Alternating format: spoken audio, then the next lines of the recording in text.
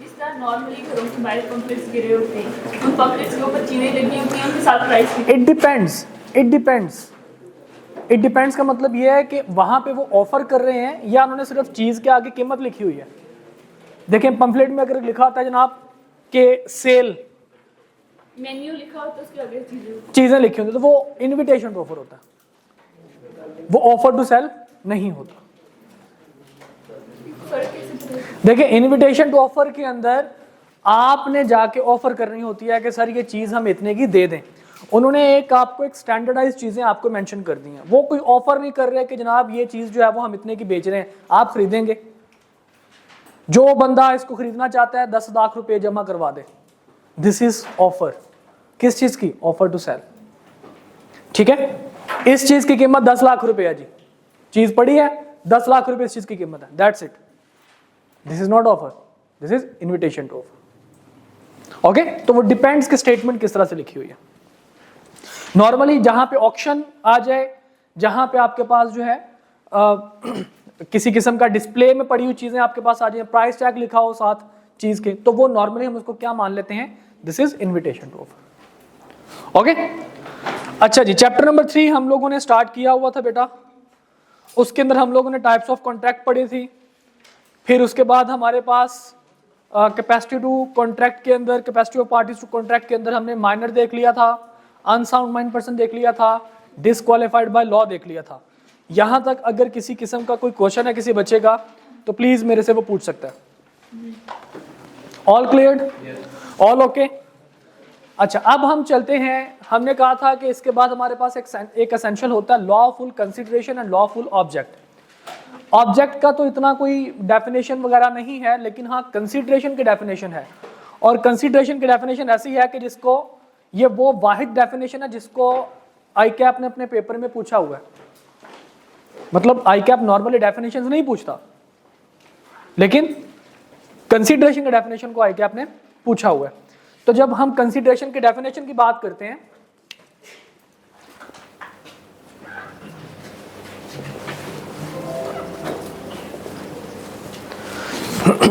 तो हमें पता चलता है जनाब कि हकीकत में कंसिडरेशन जो है वो डिफाइन उसको ऐसे किया जाता है कि जब कोई प्रोमिजी, सबसे पहले इस चीज को अंडरस्टैंड कीजिए, what do you mean by promisor and promisee? Who is promisor? Who is promisor? Offerer. Okay, who is promisee? Okay, अब इस कॉन्सेप्ट को जरा थोड़ा सा इनहेंस करने का टाइम है।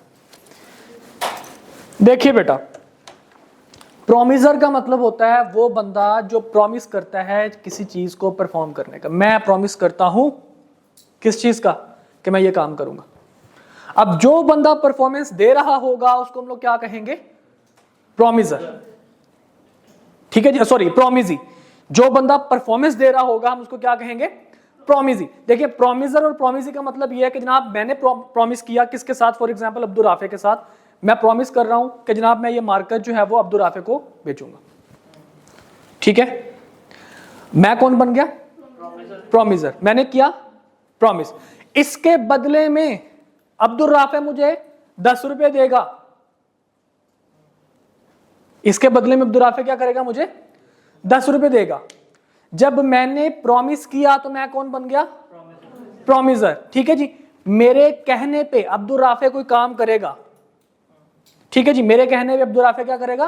कोई काम करेगा। तो मैं बन गया प्रोमिजर जिसने प्रॉमिस किया कि मैं मार्कर दूंगा। अब्दुल राफे क्या बन गया? प्रोमिजी इस केस में, कि क्योंकि उसने कोई प्रॉमिस नहीं किया कुछ काम करने के लिए। अब दूसरे एंड पे अगर मैं अब्दुल राफे की बात करूं, अब्दुल राफे कहता है कि मैं सर का 10 रुपये दूंगा। अब प्रोमिजर कौन बन गया? अब्दुल राफे बन गया। देखिए प्रोमिजर और प्रोमिजी किसी भी एक टाइम पे एक बंदे के पास नहीं रहता। जो बंदा परफॉर्मेंस करना चाहता है, जो प्रॉमिस करता है किसी चीज को करने के लिए, हम क्या कह देते हैं? Now that person is called promisor. जिसके लिए काम किया जाए हम क्या कहते हैं? That person is called promisee. Clear? समझ आ गई बात की? तो हम कहते हैं जनाब कि आपके पास कंसिडरेशन की अगर मैं डेफिनेशन की बात करूं तो कहते हैं जी when at the desire of promisor, मैं अब्दुल राफे को मार कर दूंगा। मैं कौन हूं? प्रोमिजर। लेकिन मैं मार्कर क्यों दूंगा भाई?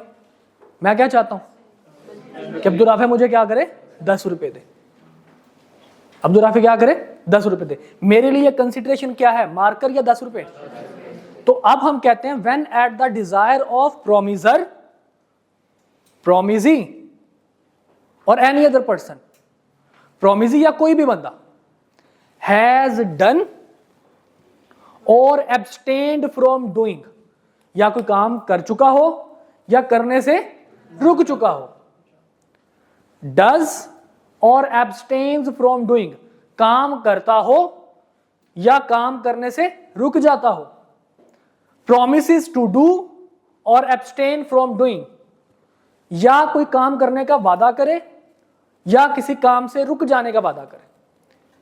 तो ये जो एक्शन होगा उसका, काम जो कर रहा है, जो एक्ट होगा उसका, या जो प्रॉमिस कर रहा है कि जनाब मैं आपके लिए ये काम करूंगा, दैट इज कॉल्ड कंसीडरेशन। दोबारा सुन लीजिए, ये तो मैंने जो आपको बात बताई है ये थी एक लीगल लैंग्वेज। मैं एक दफा इसको लिख देता हूं यहां पे तो ज्यादा क्लैरिटी आ जाएगी।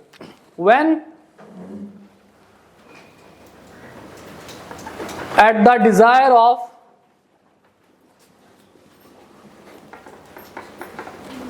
promiser, promisee or any other person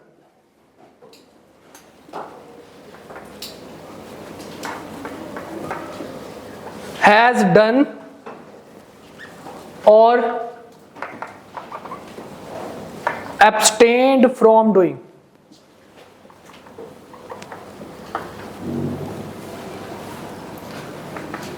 does or abstains from doing,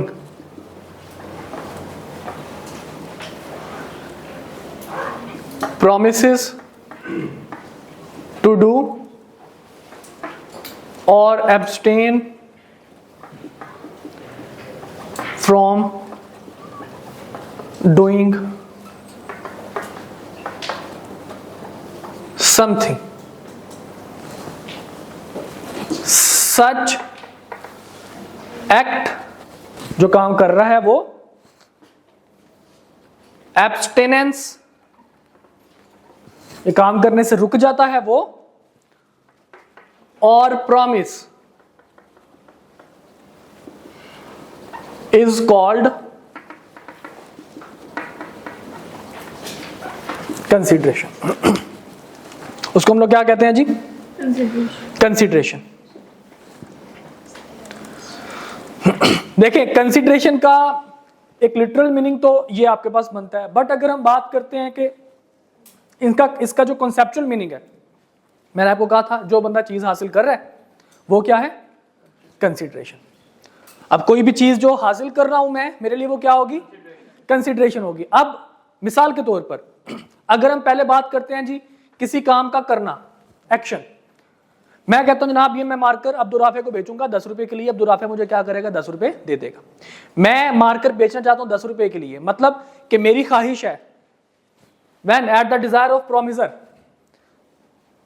कि इस मार्कर के बदले में अब्दुल राफे क्या करे? मुझे 10 रुपए दे दे। तो मैं इसको क्या कहूंगा कि मेरे लिए कंसिडरेशन क्या है?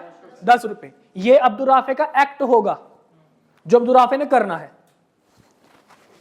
ठीक है जी, हैज डन। अभी इसके बारे में बात करते हैं, ये एक्ट होगा।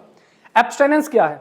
मिसाल के तौर पर अब्दुल राफे से पैसे लेने थे अली ने अब्दुल राफे से पैसे लेने थे तकरीबन 1 लाख रुपए। अब अली जो है वो अब्दुल राफे पे केस करने जा रहा है कि ये बंदा मुझे पैसे नहीं दे रहा।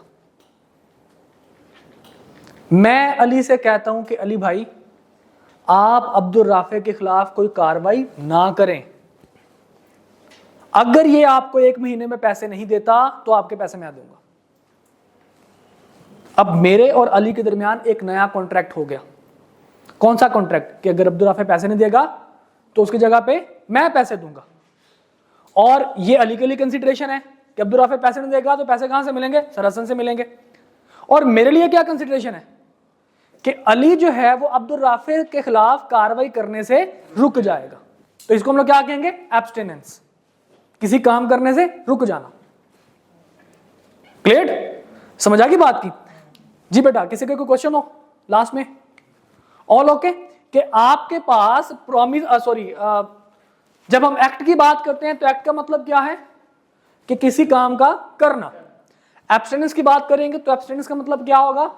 किसी काम करने से रुक जाना। ठीक है जी। अच्छा, अब इसके बाद प्रॉमिस का मतलब होता है कि फ्यूचर में मैं ये काम करूंगा। अब फ्यूचर में ये काम करने का मतलब अभी आपको थोड़ी देर में पता चल जाता है। अच्छा जी, अब इसके अंदर डेफिनेशन के अंदर कुछ ना कुछ जो है वो हम लोग डिटेल में जरा जाते हैं। सबसे पहले देखिए कि हमेशा कंसिडरेशन कैसे होगी? Consideration must be eight the desire of promiser. मैं कहता हूं यह मार्कर मैं 10 रुपए का बेचूंगा, मेरी डिजायर क्या है कि मुझे इस मार्कर के बदले में कितने पैसे मिले? 10 रुपए मिले। लेकिन अगर मुझे अब्दुल राफे 8 रुपए दे तो क्या मेरे लिए वो 8 रुपए कंसिडरेशन होंगे? नहीं। क्यों जी? क्योंकि वो मेरी डिजायर नहीं है, वो मेरी डिजायर नहीं है। अगर अब्दुल राफे मुझे कहे कि सर आप 10 रुपए के मार्कर की बात कर रहे हैं सर, ये ले 100 रुपया, क्या ये 100 का 100 मेरे लिए कंसिडरेशन होगा? नहीं। क्यों? क्योंकि मेरी डिजायर सिर्फ 10 रुपए। ठीक है जी। तो इस वजह से कि आपके पास जो कंसिडरेशन है it must be eight the desire of promiser. ठीक है। और प्रॉमिसर के डिजायर पे क्या हो जाए? प्रोमिसी और any other person. Who is promisee? जिससे हम कंसिडरेशन हासिल कर रहे हैं। ठीक है जी। अब यहां पे कहते हैं जनाब प्रोमिसी जिससे हमने कंसिडरेशन हासिल करनी है वो, या एनी अदर पर्सन। इस दोनों का मतलब एक केस के साथ मैं आप लोगों को बताऊंगा।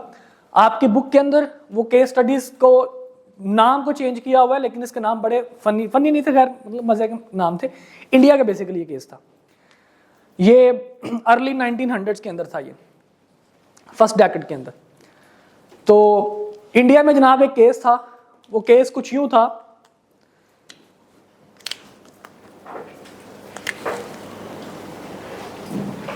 एक लड़की थी,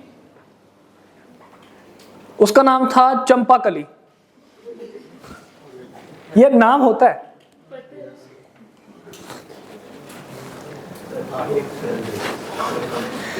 एक और लड़की थी जिसका नाम था छिनैया।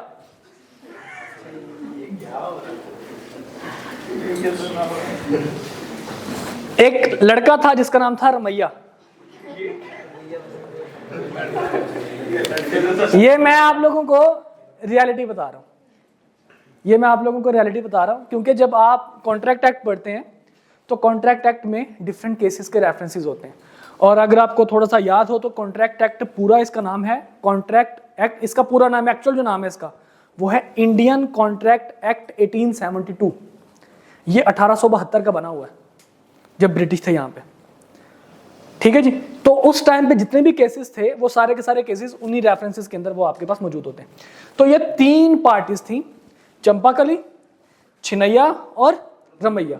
छिनैया और रमैया दोनों आपस में बहन भाई हैं।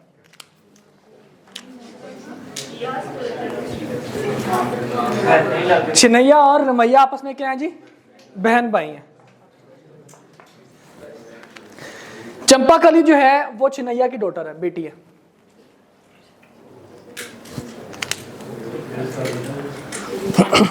अब छिनैया जो थी जब इसकी डेथ होने लगी तो इसने एक नसीहत की चंपाकली को कि बेटा मैं अपनी तमाम जायदाद आपको देके जा रही हूं, बट मेरे साथ एक वादा करो।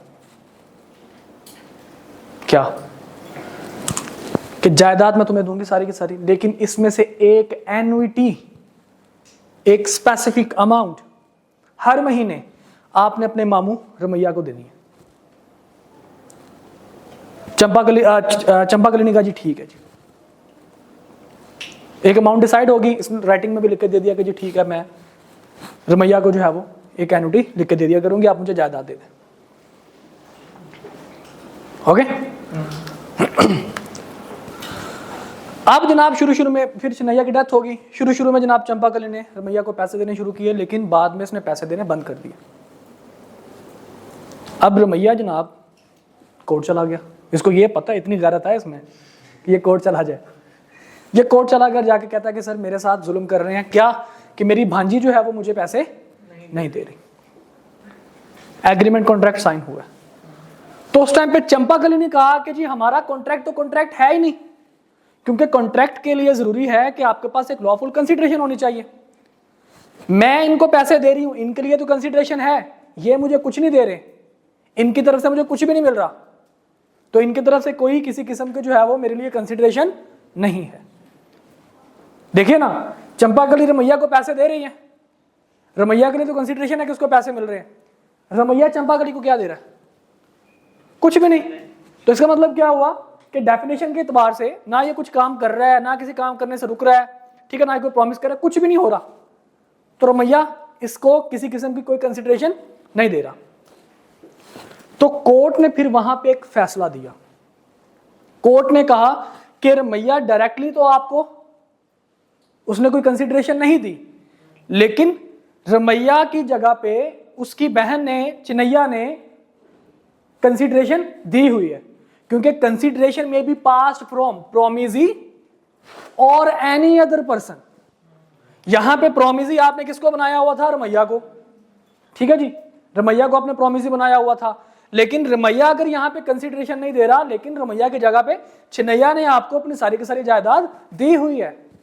इस वजह से हम क्या कहेंगे? Consideration is being passed by Chinaiya instead of Ramaiya. Clear?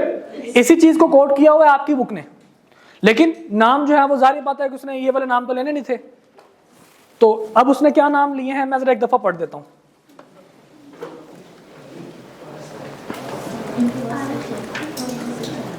अगर आप देखें थोड़ा सा,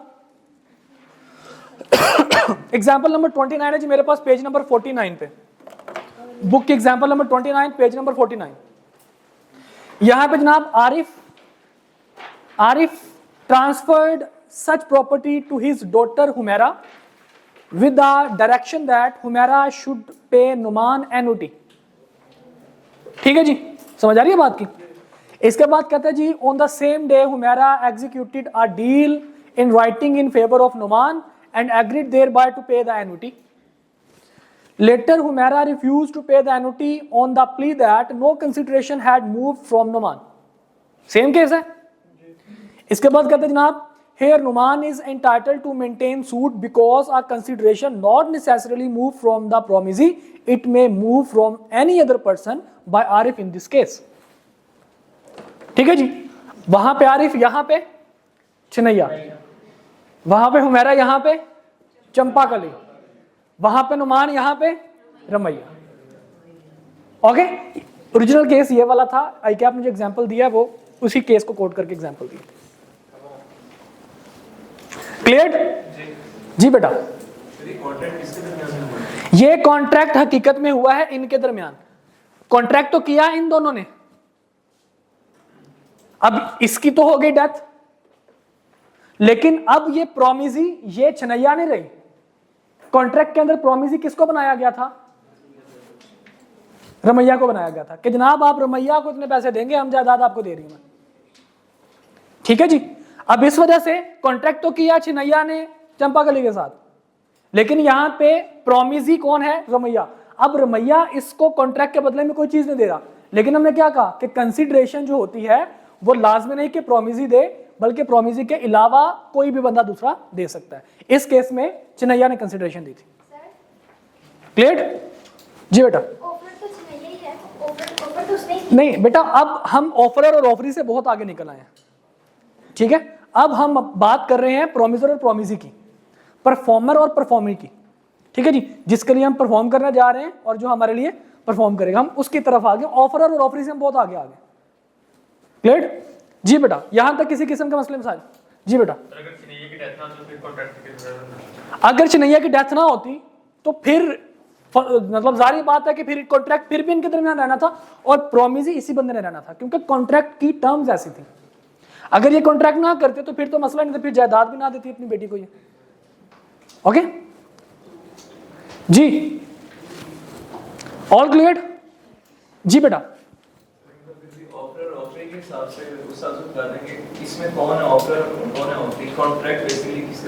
देखें, हमारे इस एग्जाम्पल के दरमियान और हमारे इस केस स्टडी के दरमियान दोनों सिचुएशन में ये नहीं था कि किसी ने ऑफर करवाई, किसने ऑफर, किसको ऑफर करवाई गई।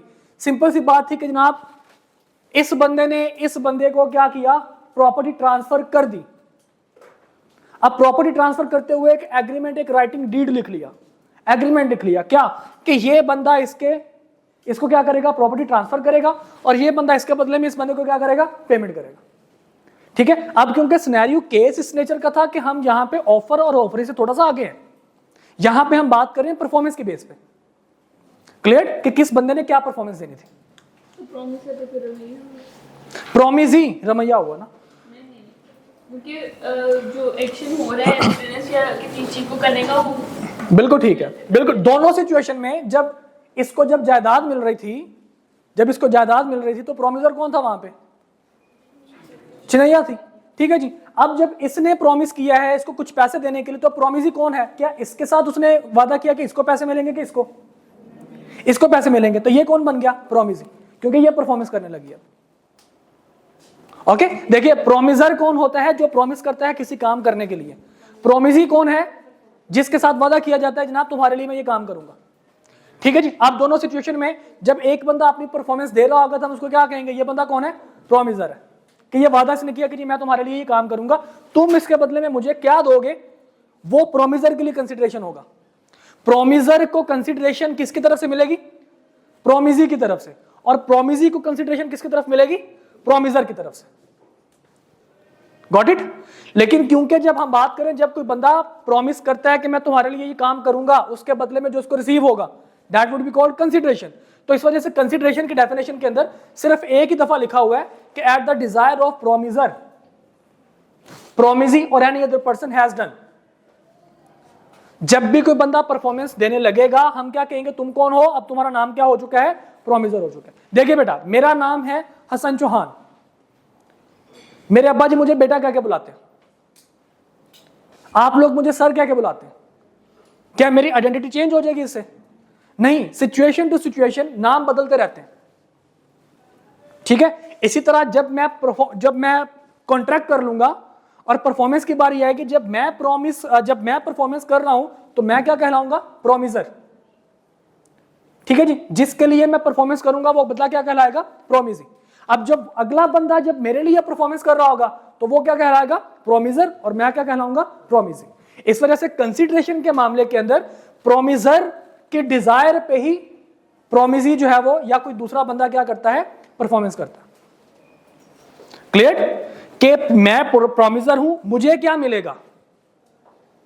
जब मैं ये बात करूंगा कि मैं मार्कर बेचना चाहता हूं, मैं प्रॉमिस करता हूं कि मैं मार्कर बेचूंगा अब्दुल राफे को, तो मैं कौन बन गया, प्रॉमिसर। इसके बदले में मुझे क्या मिलेगा, मेरे लिए जो कंसिडरेशन है वो 10 रुपए है, वो कौन देगा, प्रॉमिसी। जब मैं इसकी तरफ शिफ्ट हो जाऊंगा तो ये क्या कहेगा जी, मैं आपको 10 रुपए दूंगा, मैं कौन बन गया, प्रॉमिसर। प्रॉमिसर जो प्रॉमिस कर रहा है परफॉर्मेंस करने के लिए, और उसको जो रिसीव हो रहा है कंसिडरेशन किसकी तरफ से, प्रॉमिसी की तरफ से। आप किसी स्पेसिफिक बंदे को जब आपने एक दफा उसको प्रॉमिसर कह दिया तो वो हमेशा उसके साथ वो टाइटल नहीं लग जाएगा, वो देखना पड़ेगा कि जो बंदा परफॉर्मेंस दे रहा है that person is called promisor. Clear बेटा, any other question, all okay. अच्छा जी, ये तो हमें क्लियर हो गया क्या कि डिजायर किसकी होती है, प्रॉमिसर की, और प्रॉमिसर को कंसिडरेशन पे कौन करता है, प्रॉमिसी भी कर सकता है और any other person on behalf of promisee भी कर सकता है। ठीक है जी। अब तीसरी बात, हैज डन और एब्सटेन्ड, डज और एब्सटेन्स, promises to do और abstain, किससे, from doing something, from doing नहीं बल्कि something।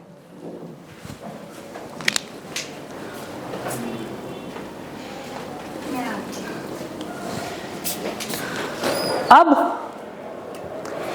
यहां पे 3 सिचुएशन उसने बनाई है, उसने 3 जमाने बनाए हैं। अगर आप इसको अंग्रेजी की रूह से भी देखें तो यहां पे उसने 3 जमानों का तज़किरा किया है। कौन कौन सा, पास्ट, प्रेजेंट, फ्यूचर। इसका मतलब क्या हुआ कि जो कंसिडरेशन है जो प्रोमिसी काम करेगा हो सकता है कि वो काम उसने पास्ट में किया तो कंसिडरेशन क्या हो सकती है, पास्ट हो सकती है।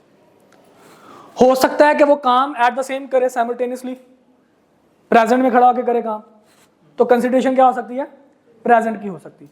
हो सकता है कि अभी वो कंसिडरेशन उसको नहीं दे रहा, कंसिडरेशन फ्यूचर में देने की बात कर रहा है, तो कंसिडरेशन क्या हो सकती है, फ्यूचर हो सकती है। तो कहना इसे कि कंसिडरेशन में बी पास्ट, प्रेजेंट और फ्यूचर। पहली बात क्या जी, कंसिडरेशन क्या है जी, कंसिडरेशन इज एक्चुअली एक्ट, एब्सटेनेंस और प्रॉमिस, ये क्लियर है। फिर दूसरी बात हमने की जनाब, consideration must be eight the desire of promisor. तीसरी बात हमने की, consideration must be move from promisee और एनी अदर पर्सन। अब हम जो बेटा बात करने जा रहे हैं वो क्या है कि कंसिडरेशन में भी पास्ट, प्रेजेंट और फ्यूचर। डेफिनेशन में ही हमें इसके सारे के सारे पॉइंट्स मिल रहे हैं। अब पास्ट कंसिडरेशन किस तरह से होगी, प्रेजेंट कंसिडरेशन किस तरह से होगी, फ्यूचर कंसिडरेशन किस तरह से होगी। देखिए बेटा, जब पास्ट कंसिडरेशन क्या चीज है कि जब मैं कोई परफॉर्मेंस दे चुका हूं, अब जो चीज मुझे मिलेगी मेरे लिए तो वो कंसिडरेशन है ना। मैं कोई काम कर चुका हूं, ठीक है जी, और मुझे कोई चीज मिलेगी फ्यूचर में, तो मेरे लिए जो फ्यूचर में चीज मिलेगी वो तो हो जाएगी जनाब, this is called future consideration. लेकिन फ्यूचर के टाइम पे जब मुझे कंसिडरेशन मिल रही होगी, इसके लिए मैं पहले कोई काम कर चुका हूंगा। इसकी एक छोटी सी एग्जांपल मैं आपको देता हूं आपकी प्रैक्टिकल लाइफ की। देखिए बेटा, आप फीस सेशन एंड पे देते हैं या फिर सेशन स्टार्ट में देते हैं, स्टार्ट में देते हैं। हम आपका सेशन कंप्लीट करवाते हैं। सेशन जैसे ही आपका कंप्लीट होता है, आपकी प्रिपरेशन हो जाती है, हम आपको एग्जाम्स के लिए तैयार कर देते हैं। जब जैसे ही हम आपको एग्जाम्स के लिए तैयार करते हैं, आपको कंसिडरेशन वो मिल जाती है। लेकिन उसके बदले में हमें जो कंसिडरेशन मिली होगी at the end of session, वो हमारे लिए क्या होगी, पास्ट कंसिडरेशन, क्योंकि आप वो हमारे से पहले वो काम कर चुके हैं। समझ रहे हैं बात को। तो फ्यूचर और पास्ट में एक बंदे के लिए कंसिडरेशन पास्ट होगी, तो दूसरे बंदे के लिए वो कंसिडरेशन क्या होगी, फ्यूचर कंसिडरेशन। क्लियर। इसको मजीद एग्जाम्पलीफाई करने के लिए हम आपकी बुक की एग्जाम्पल को कोट करूंगा मैं, देखिएगा बेटा।